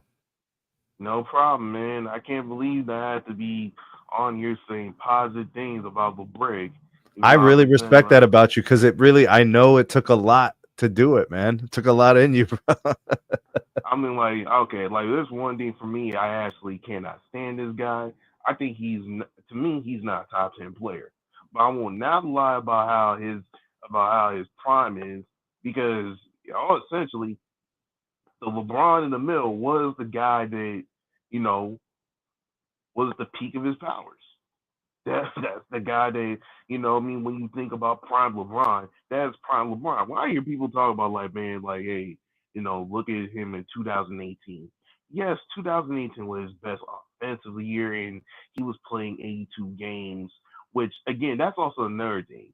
They like his stands love the gas of anything little. While if other players were doing the same thing and more, they'd be like, man, that ain't nothing. Like, okay, he has 82 games. Kobe has 82 games multiple times. There is Michael Jordan who played 82 games a lot of times. There is guys like, well, okay, I'm not gonna say Tim Duncan because he did, the Spurs were doing their thing. But regardless though, like there is so many great players that play 82 games and yet they never get praised like that. But like LeBron, his first and only 82 game Well, it's not a season. requisite. It's not a requirement to have to Oh, play 82 come games on, to be a bro. great player. Come on, bro. That was part of that was when you come getting No. compared I like get that. it. I get it. It's a testament of being an Iron Man. But what I'm saying is, if I play 81 games, I'm not a lesser player LeBron is than not someone who Iron plays Man, though. 82. You see what I'm saying, Sean? Like it's not a requirement to be great that I have to play 82 games. Like if I average 79 games a year over 20 years, or if I average 75, I mean that's still good. That's still playing a large majority of the seasons. Look, you Again, man. respect a player that plays 82. That's your opinion, and I trust me, I respect that about you because it's availability is the most important ability, but it's not going to dictate whether or not someone's greater than the other. Like if a guy plays 81 20 times, he's still great if he plays great, right? I hear you on that. I mean, listen. I'm not saying that like LeBron James has to play 82 games. The problem is he allows these comparisons to happen because he made it so. Yeah, he wants yeah, he's got a look, I'm with you, bro. He's got a personal agenda. He's marketing himself. He wants to go down as the greatest of all time. But I know how to separate like reality and then what somebody's trying to sell me. You know what I mean? So I I'm mean, the with you same on that. thing, man. I separate from the hype to reality. Like hype wise, oh my God, this guy, he's betting a slice of bread. But in reality, though, he is a very good player, but he have used his power to get his way. And despite having his own way, he lose more than win. Yeah, than winning. He lose more than winning. All right, so I got some videos up and coming, Sean. I want you to comment on those videos because I want some ideas from you. I'm going to be making some videos on my favorite players and my least favorite players. I want you to comment there. Agree or disagree doesn't matter because what I'm trying to do is make videos and make content that my viewers want to watch and see. So I can clearly see that you are a real hoops fan and you have some strong opinions and I want more of it and I want more viewers and supporters like you. So don't be a stranger. Come back anytime. Tell me to drop the link. I'll do it for you if you ever want to speak on a topic. Is that cool? Is that a deal? That's a deal, bro. Thanks, bro. I appreciate you, Sean. Thank you, man. Salute to you, bro. You too. All right. Man, that was Sean, man. Sean, phenomenal. Excellent. I can't stay on too long. I wanted to see if anybody else wanted to call in. I dropped the link earlier. I'll go ahead and do that again for anybody that wants to comment on any of the topics discussed here today. We talked about the NBA media. We talked about content creators, people with opinions on the league, people with opinions on the players, some of the manipulation and the discussions and how it skews to the favor of certain players. I also talked about the best version of LeBron. I think that one is the most interesting of the topics. Sean, caller, friend of the channel, had a very different opinion than mine. And that's perfectly normal and fine. And that's what I expect. I don't expect everybody to agree with me. Quite often I say things that very few people agree with me about. But I always try to give people that platform. I always drop the link so I can hear what you guys have to say on this. With respect to the odds, maybe you guys want to call in on that. That's fine too. But yeah, it was a really good time. It was excellent. And Sean was a great call. I'm really looking forward to more of those calls from Sean and others like you, Sean, that can kind of tell me about some of this. Oh, we got Kobe Bryant Film Room. Welcome to the show. Thank you for calling in, man. Tell me something here. What do you agree or disagree with on these takes? No, I don't necessarily disagree, man. I've been watching you for some time, and I saw you were live, and I wanted to tell you you're doing a great job, man. Man, thank you, man. That's really nice. I appreciate the kind words. Excellent content. You're more classier than me. I'm a little bit vulgar with my stuff. I don't. So like, are you talking about like kind of edgy? You got some of that content? Yeah, I got a little bit of the edgy stuff, man. Is But your name is it, the name of your channel? What your name is here on this? yes, yes, All right, sir. I'm gonna write it down. I'm gonna check you out, man. Thank you. Yes, sir. And the thing, I don't know if you touched on the media, but the media is one of my main issues. Um, it's just how they talk about the history of the game. Like it bothers me Mhm. because they leave a lot. They act like the NBA started in the '90s. You know what I mean? And of course, like I love Kobe, I love MJ, but like they do a poor job of promoting the history of the game because that's what all these debates are about, the history of the game. And a lot of these modern day casual fans, they don't know the history of the game and they don't care, to look it up or anything. You know what I mean? I do. You I know, do. the goat debate is kind of like a circular topic that they resort to when they run out of stuff to talk about. Because of engagement. It's like they put fuel to the fire, right? Yeah, yeah, Yeah. it's horrible, man. It's horrible. I'm I was thinking about doing a reaction to the Wilt Chamberlain archives. He did he dropped something about Willis Reed. I don't know if you saw that one, but that's No, I like, haven't seen it. yeah, stuff like that is a must watch. Okay. Like, I think we need to get back to like the education, like educating the fans about the history, because there's a lot of misnomers and things like that, and I think it's done intentionally, to deceive people. So uplifting certain generations and downplaying others, de-emphasizing them. Yeah, yeah. I mean, we all got our biases. If we grew up in the '90s, most likely you're gonna be, a '90s guy. Grew up in the 2000s, you're probably gonna love the 2000s. But one thing we can't forget is that the legacy. The purpose of a legacy is when you die, people remember you. Now, when you die, people erase you. Wow. You know what I mean? That's so I consume a lot of independent media content creators on YouTube. And right now, the thing I've been hearing and listening to is the disrespect of Kobe, Oh yeah, which is happening posthumously after his passing, which, in my opinion, is dishonorable, disrespectful, and classless, right? So yeah. I agree with a lot of those content creators saying that the bigger thing is a lot of these speaking heads, talking heads are loud today, but they were quiet then, and they weren't saying those things before. They couldn't. He was too alpha for that. He was too alpha for that. But one thing about Kobe is he stood on the standards. He stood on the history, right? He acknowledged the players that were before him, and he respected the hell out of them. You know what I mean? Those guys were celebrated, man, I including, and he should be too, because one thing about Kobe is like, how do you disrespect a man who worked that hard? You know what I I mean? actually think one of the bigger problems with NBA fans is they feel disconnected from the players, even though they have more access than ever, even though they have like the most connectivity to the sport. Mhm. The players feel like they're really far, or they try to make themselves feel really far from the fan. When before, like you used to hear, and this is nostalgia talking, you used to hear stories about how it was always for the fans. Like, look at the All-Star game. Look at some of those things. I'd say that's the biggest issue. I think people, the fans, feel disconnected from the players, even though they have the most access to them. And I think that perception is what makes the modern fan resent them a little bit, rightfully or wrongfully. Maybe You it's mean the the modern player older feeling fans? like they have to protect themselves, right? Or the player feeling like they have to protect themselves from dangerous fans. Maybe they're a little bit, scared. But I mean, I just don't see them playing for the fans as more opposed to playing for themselves. Like, when do you hear the conversations like Larry Bird?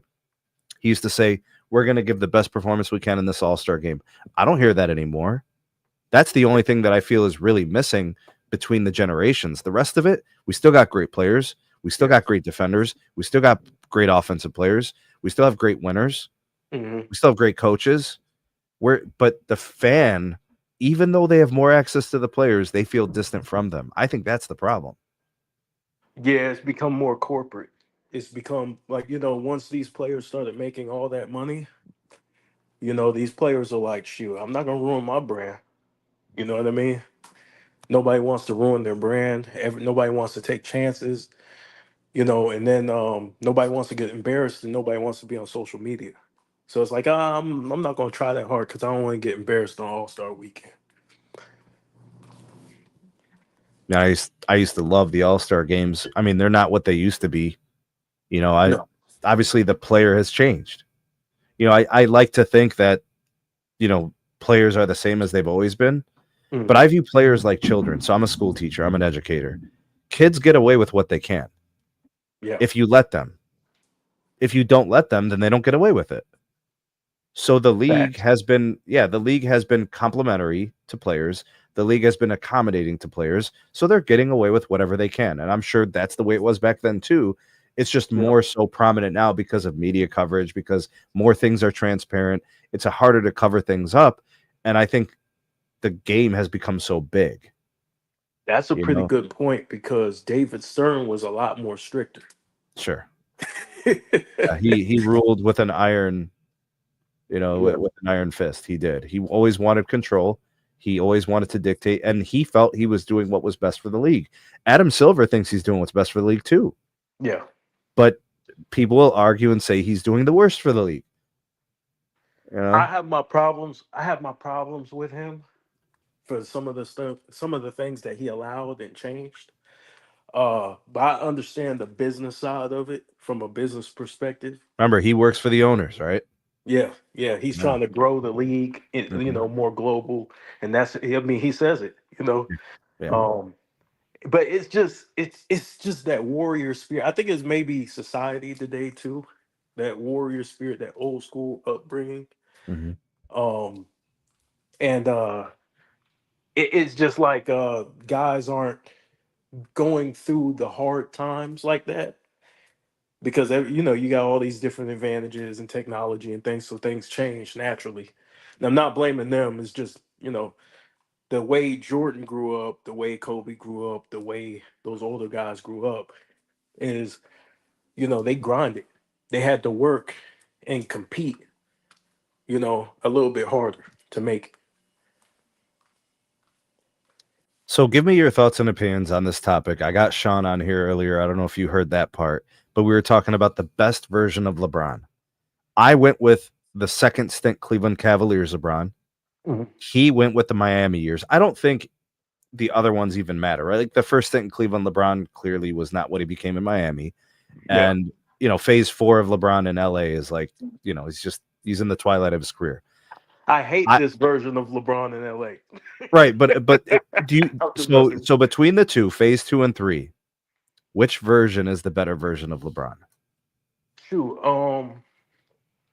from an all-around game perspective, I think defensively you got to say Miami. Uh-huh. But if you're talking about as far as his game developing, you got to say Cleveland, the second stint in Cleveland, because his game was more developed, and plus his mindset, right? I don't think people talk about the mental side of it. He doesn't. He stopped hesitating when he was open, right? Like you could see the confidence was different. He kind of found his swag, Mhm. in that second stint. Miami, he was confident, but he was still he would revert back to the Cleveland LeBron from now and then, Mhm. in certain moments of the game. And you know what I mean, like I do. as far as shooting the I shots and do. people sagging off and playing zone and things like that.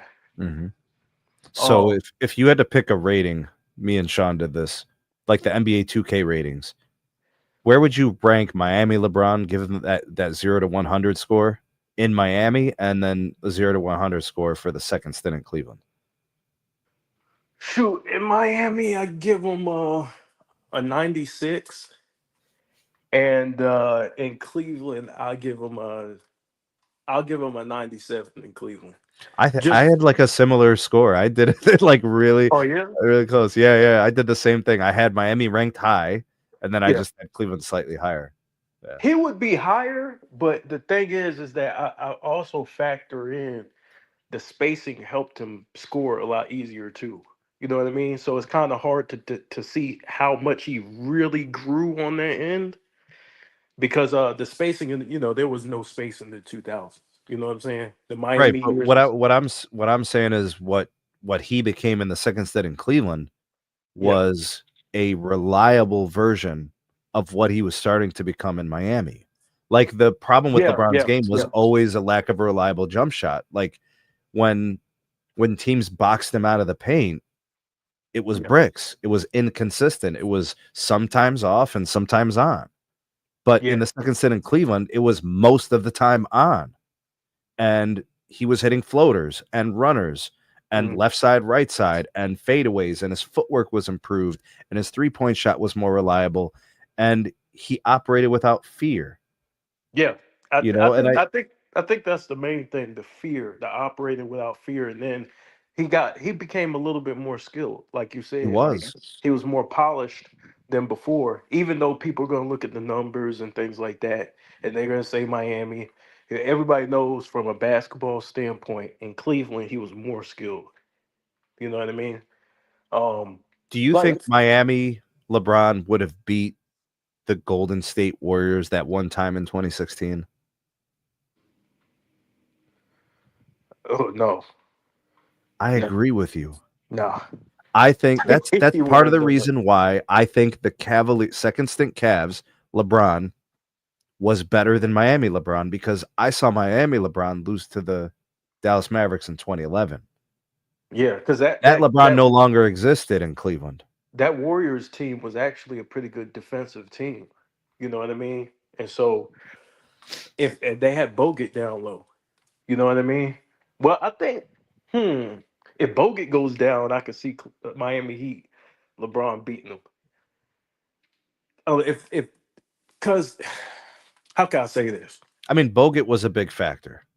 Yeah, I Bogut mean, was that's a a huge thing, because LeBron's strength, even in the second stint in Cleveland, was still getting to the rack. yeah, he was Yeah. destroyed. I It's know always been it's Miami. always been his strength. Like that like his ability to get to the rim, to physically impose his way through the paint, regardless of who was there, really. Right? Only some players really offered any type of resistance. He was a force, bro. Yeah, and in transition, he was incredible. Like he's one of the greatest transition basketball players in the history of the game. So Yeah, he really was. especially in Miami, I mean, you just get him Oh, in that was transition. crazy. It's a Yeah. wrap. Yeah, that Uh, was nuts. yeah, but like speaking of his game, he became smarter. Mhm. Like he knew how to read defenses a lot better Mhm. in Cleveland than in Miami. So yeah, Cleveland version is better. I don't know how from a film perspective. You know what I mean? So your channel is Kobe Bryant Film Room. Yes, sir. I'm gonna be checking out your content, bro. I'm into film sessions. So is that what you do on your videos? I do it every now and then. I do it. I just did one. I did a breakdown of the 2006 Game 7. I just recently do that. I think I'm So the only. Miami versus Dallas. No, Phoenix versus LA. Oh, Western Conference The Finals. the game Uh, the game that people like to say Kobe just quit. I destroyed that. oh, I yeah, destroyed yeah. that narrative. That's a narrative. That's a Okay. media concocted narrative. I can't Um, wait. I'm gonna check it out, bro. You're gonna see my comments in the video for sure. That's how yeah, you know yeah, I was and, there. and look, I might not change your opinion, but I had to address the thing because it's become like common fact. Like, hey, yeah, Kobe quit, and I'm like, man, a lot of people didn't watch the game. You know what I mean? And Yeah. I spoke to Kwame Brown about it. You know, I asked some of Kobe's teammates about it. Did Kobe quit? The response that they all gave me was never. He would never quit. Right? And I Kwame mean, was it there. doesn't make any sense. He didn't quit after he tore his Achilles. Yeah, yeah. So it was a narrative, and it's one of those series, man. When you look back, because I did the pregame show, I did all that, like the halftime show, all that. When you look back, you're like, yo, damn, this dude was screwed either way. Mm. He was screwed if he took a lot of shots, because in that series in particular, I'll just give you a brief rundown. In that series in particular, going into it, in the 4 games that he played the Suns, he averaged 42 points per game. He lost every single game. In the playoffs, when he averaged about 20, 21, we won. That's how we got the 3-1 lead.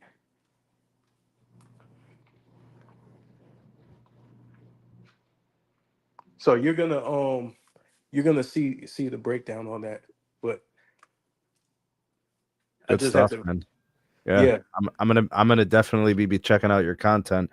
Don't be a stranger. Always pop in whenever I post the link and I discuss these topics. I want to hear from you, man. I really do appreciate you coming on and sharing those things with me.